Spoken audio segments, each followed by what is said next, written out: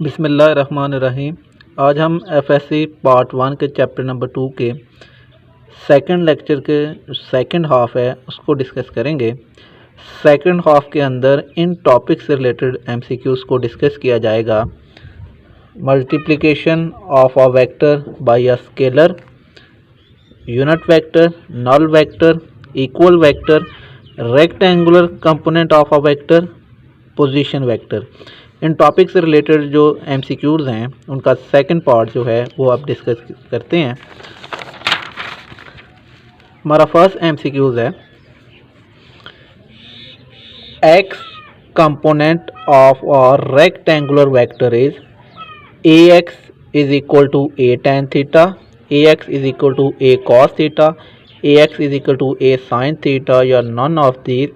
तो x component जो है वो A x is equal to A cos theta. तो नंबर बी ऑप्शन जो है ये करेक्ट होगा।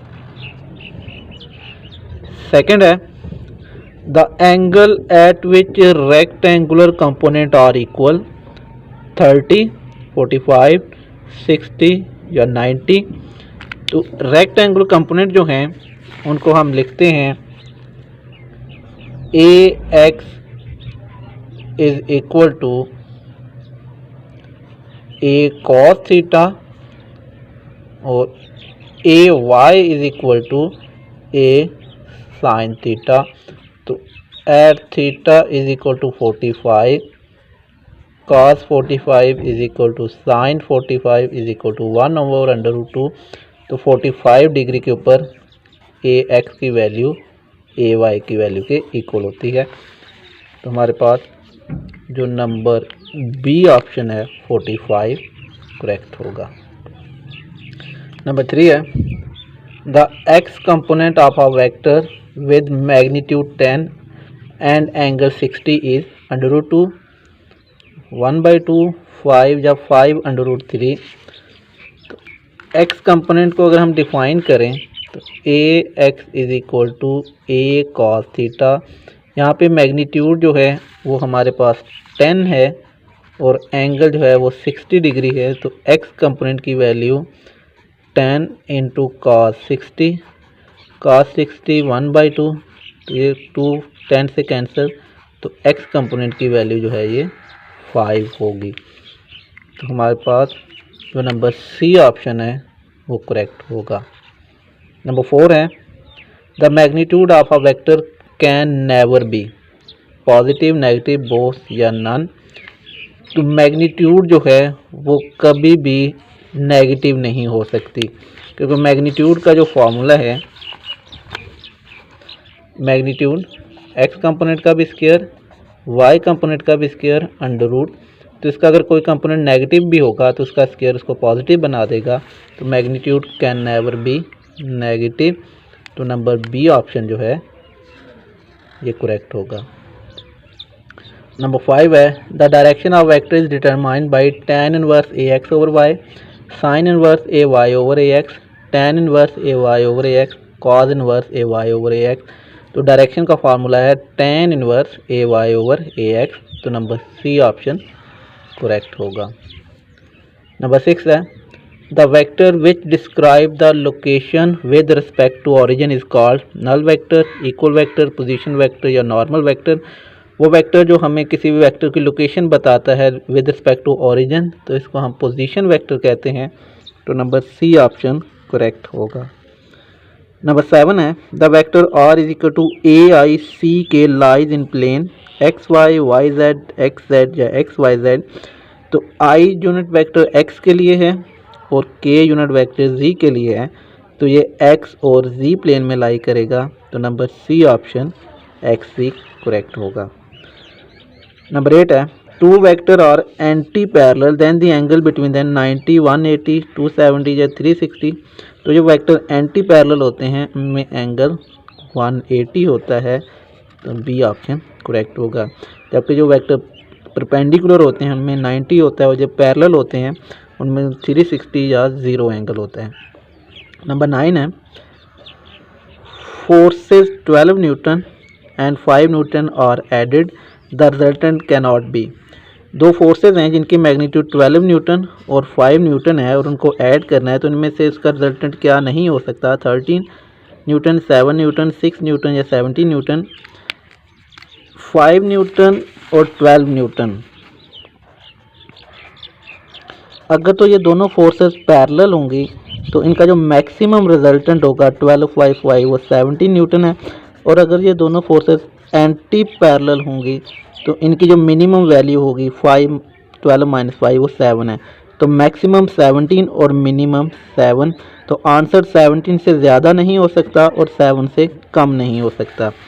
तो यहाँ पे हमारे पास जो आंसर आ रहा है वो 13, 7, 6 या 17, तो आंसर जो है वो 7 से कम नहीं हो सकता। तो नंबर सी ऑप्शन जो है ये करेक्ट होगा कि इसकी वैल्यू 6 नहीं हो सकती। नंबर 10 है the position of particle in rectangle coordinate system 3, 2, 5 what will be position vector. तो first coordinate i unit vector के लिए है, सेकंड जे के लिए और थर्ड के लिए, और तीनों पॉजिटिव हैं, तो इसका D option 3i + 2j + 5k correct होगा। नेक्स्ट हमारे पास है displacement of vector from 2, 3, 5 to 3, 4, 5 is i + j + 5k, 2i + 4j + 6k, 5i + 7j + 8k, i + j। From position 2, 3, 5 to position 3, 4, 5, तो डिस्प्लेसमेंट को हम सब्ट्रैक्ट करेंगे final quantity minus initial. 3 - 2 i, 4 - 3 j, 5 - 5 k। 3 - 2 4 - 3 5 - 5, i + j + 0k, i + j। तो हमारे पास number D option i + j correct होगा। Number 12 है what is a vertical component if force of 5 newton making an angle of 30 degree.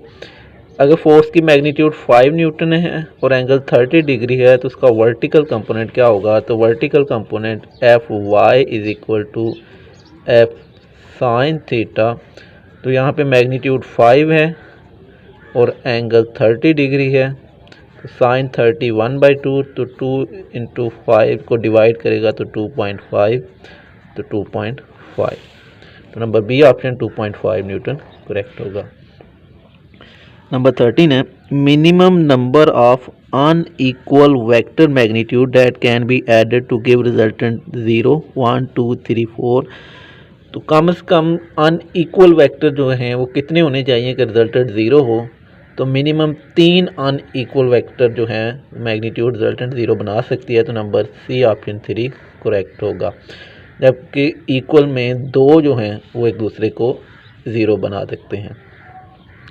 Number 14 है 5 equal forces of 10 Newton are applied at a point. If the angle between them equal, then resultant forces 10 Newton, 10√2 Newton, 20 Newton, 0 Newton। अगर 5 forces हैं और सबका angle भी equal है तो जो resultant forces होगी वो 0 होगी, तो नंबर डी ऑप्शन 0 करेक्ट होगा। नंबर 15 है at what angle should the two vector of 5 newton and 12 newton be added to give a resultant of 30 newton. तो 5 न्यूटन और 12 न्यूटन को हम किस एंगल पे ऐड करें कि रिजल्टेंट जो है वो 30 न्यूटन हो? तो अगर ये दोनों परपेंडिकुलर हों तो परपेंडिकुलर का रिजल्टेंट फर्स्ट फैक्टर का स्क्वायर, सेकंड का स्क्वायर और under root 25 + 144 under root 169 under root, तो 13 तब आएगा अगर ये दोनों परपेंडिकुलर होंगे। तो परपेंडिकुलर में एंगल 90 डिग्री होता है, तो यहाँ पे number C option 90 degree correct होगा। नंबर 16 है sum of 2 unit vector is 1, what is the difference between them? 1/√2, √2, √3, √4। 2 unit vector का सम 1 है तो उनका डिफरेंस जो है वो क्या होगा? तो उनका डिफरेंस √3 होगा। तो नंबर सी ऑप्शन √3 करेक्ट होगा। नंबर 17 है net force on particle if it simultaneously acted by the two forces 4 Newton and 3 Newton. अगर एक बॉडी पे 4 न्यूटन और 3 न्यूटन फोर्सेस एक्ट कर रही हैं तो नेट रिजल्टेंट जो है वो क्या हो सकता है। अगर तो ये दोनों फोर्सेस पैरेलल होंगी तो नेट फोर्सेस जो है वो 7 न्यूटन है। अगर ये दोनों एंटी पैरेलल होंगी तो रिजल्टेंट जो है वो 4 - 3 1 न्यूटन है। और अगर ये इनके दरमियान में कोई एंगल बनेगा तो इनकी वैल्यू मैक्सिमम 7 और मिनिमम 1, इनके 7 और 1 के दरमियान में भी हो सकती है। तो आंसर जो है वो number D option between 7 newton and 1 newton. 89 if the resultant of two forces is less than the magnitude of a large forces then the forces are parallel perpendicular opposite या नॉन। अगर दो forces का resultant जो है वो individual से भी small है तो वो फोर्सेज जो हैं वो क्या होंगी, तो वो फोर्सेज जो हैं वो ऑपोजिट होंगी। तो number C option opposite correct होगा। नंबर 19 है two forces F1 and F2 are perpendicular, then resultant is F1 plus F2, F1 minus F2, F1 square plus F2 square, F1 square plus F2 square under root. तो जो forces perpendicular होती हैं उनकी magnitude F1 square plus F2 square under root होती है। तो number D option correct होगा। Next number 20 है if B vector is equal to 8i plus 6j then magnitude and direction of b with respect to x axis is 14 tan inverse 6 over 8, 14 tan inverse 8 by 6, 10 tan inverse 6 by 8, 10 tan inverse 8 by 6। तो अगर vector को vector b जो है वो 8i plus 6j है तो magnitude जो है 8 square plus 6 square under root 64 प्लस 36 under root 100 under root is equal to 10 और डायरेक्शन है tan inverse y component divide by x component. तो tan inverse y component 6 divide by x component 8। तो magnitude 10 और direction tan inverse 6 by 8। तो यहाँ पे जो नंबर सी ऑप्शन जो है ये करेक्ट होगा। नंबर 21 है a particle has velocity 10 metre पर second parallel to x axis then its x and y component are. क्योंकि पार्टिकल जो है वो पैरेलल टू x एक्सिस है तो जो particle parallel to x axis होगा तो उसका वर्टिकल कंपोनेंट जो है वो 0 होगा। तो उसकी मैग्नीट्यूड सिर्फ x एक्सिस के अराउंड होगी। तो ये जो 10 मीटर पर सेकंड है ये सिर्फ x एक्सिस की वैल्यू है क्योंकि ये पैरेलल टू x एक्सिस है तो इसका वर्टिकल कंपोनेंट y कंपोनेंट 0 होगा। तो जो x वैल्यू है वो 10 ही होगी और y वैल्यू जो है वो 0 होगी। तो नंबर बी ऑप्शन 10 व 0 करेक्ट होगा। 22 है a force of 10 newton making an angle of 30 degree with x axis then its x and y component are 5 5 10 10 5 under root 3 व 5 या 5 व 5 अंडर रूट 3। तो फोर्स की वैल्यू जो है वो 10 न्यूटन है और एंगल जो है वो 30 डिग्री है। तो horizontal component F x is equal to F cos theta और F y is equal to F sine theta. तो F x is equal to 10 cos 30, F y is equal to 10 sine 30। तो cos 30 under root 3 over 2 sine 30 1 by 2 2 into 10। तो x component 5 under root 3 और 5 2 into 10 5 और y component जो है x component 5 under root 3 और y component 5। तो number C option 5 under root 3 into 5 correct होगा। 23 है for maximum resulted angle between vector is 0 60 90 180। Maximum resultant तब होता है जब दोनों पैरेलल होते हैं और पैरेलल के लिए एंगल जो है वो 0 होना चाहिए। तो नंबर ए ऑप्शन 0 करेक्ट होगा। नंबर 24 है the sum and difference of two perpendicular vector are perpendicular in magnitude the angle between the resultant is 0 90 120 या 180। तो दो परपेंडिकुलर वेक्टर का सम और डिफरेंस जो है उनका रिजल्टेंट भी आपस में परपेंडिकुलर होता है। तो number B option 90 perpendicular correct होगा। 25 है if addition of two vector give same resultant of the vector then the other vector is unit vector position vector null vector या नॉर्मल वेक्टर। अगर हम दो वेक्टरों को ऐड करें और रिजल्ट जो है वो सेम वेक्टर का ही आए तो दूसरा वेक्टर की वैल्यू क्या होगी। अगर हमारे पास एक वेक्टर ए है और दूसरा वेक्टर नल वेक्टर है, तो अगर हम इनको ऐड करेंगे तो हमारे पास दोबारा वेक्टर ए ही होगा। तो इसका मतलब है कि इनमें से एक वेक्टर जो है वो ज़ीरो होगा, नल वेक्टर होगा। तो यहाँ पे हमारे पास number C option null vector correct होगा। नंबर 26 है, if two forces of same magnitude F at angle of 90 degree then resultant is, अगर दो फोर्सेस और दोनों की मैग्नीट्यूड एफ है तो परपेंडिकुलर हैं, तो उनका रिजल्टेंट क्या होगा। For perpendicular vector the magnitude is f1 square f2 square under root, first force भी f है, सेकंड फोर्स भी f है, अंडर रूट, तो ये 2f स्क्वायर अंडर रूट, तो अंडर रूट 2 इंटू एफ। तो number A option under root 2 into F correct होगा। 27 है, the position vector in x z plane is y i plus z k, x i plus Y के, x i plus z k, x i plus y j z k. तो x i unit vector और z k unit vector, तो number C option x i plus z k correct होगा। Number 28 है, the resultant of 5 newton and 12 newton at an angle of 90 degree is, तो ये दोनों perpendicular हैं, तो perpendicular में फर्स्ट फोर्स का स्क्वायर, सेकंड फोर्स का स्क्वायर अंडर रूट, 5 का स्क्वायर, 12 का square under root, 25 plus 144 under root, 169 under root और 30 आंसर। तो नंबर सी ऑप्शन जो है ये करेक्ट होगा। अगर ये 5 और 12 न्यूटन पैरेलल होती हैं तो इन केस ऑफ पैरेलल इनका रिजल्टेंट 12 प्लस 5 17 न्यूटन था, और in case of anti parallel इनका रिजल्ट 12 माइनस 5 7 न्यूटन था। तो for parallel 17 Newton, for anti parallel 7 Newton और फॉर परपेंडिकुलर 30 न्यूटन। तो इस वक्त ये 90 पे है, परपेंडिकुलर हैं, तो आंसर सी ऑप्शन करेक्ट होगा।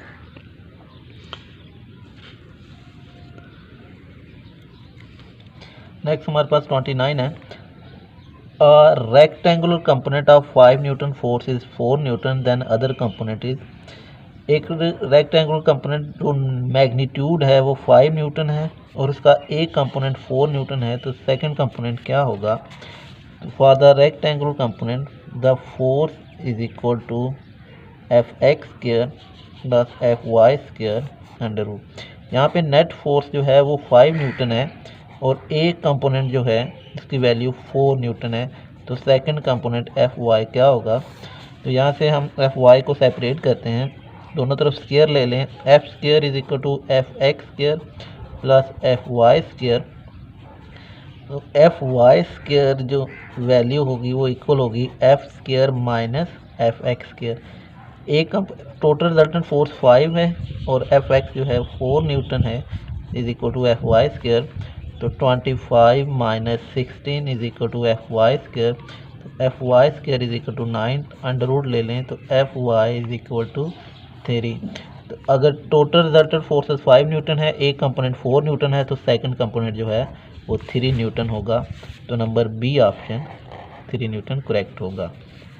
30 है, the magnitude of vector 2i minus 2j plus k is 1 2 3 5।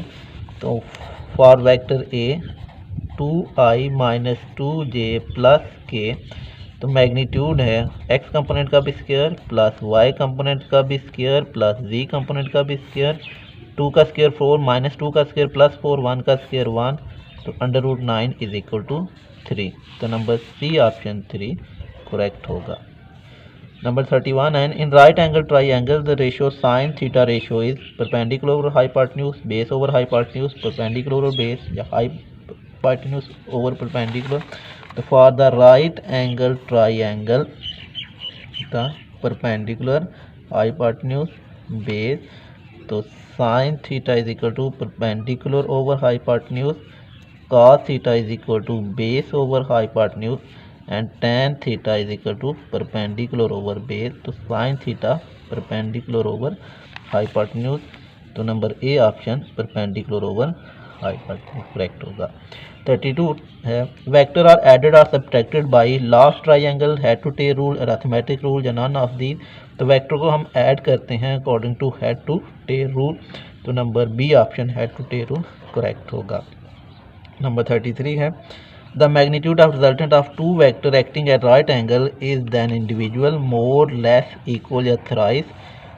दो रिजल्टेंट वेक्टर की मैग्नीट्यूड जो कि राइट एंगल पे हों तो इनके जो रिजल्टेंट होगा वो इंडिविजुअल से हमेशा ज़्यादा होगा। तो नंबर ए ऑप्शन मोर जो है ये करेक्ट होगा। नंबर 34 है if a vector A lie in x y plane at making an angle theta with the side of y axis then its vertical component is ay is equal to a secant theta, ay is equal to a sin theta, ay is equal to a cos theta या ay is equal to a tan theta। तो if vector make an angle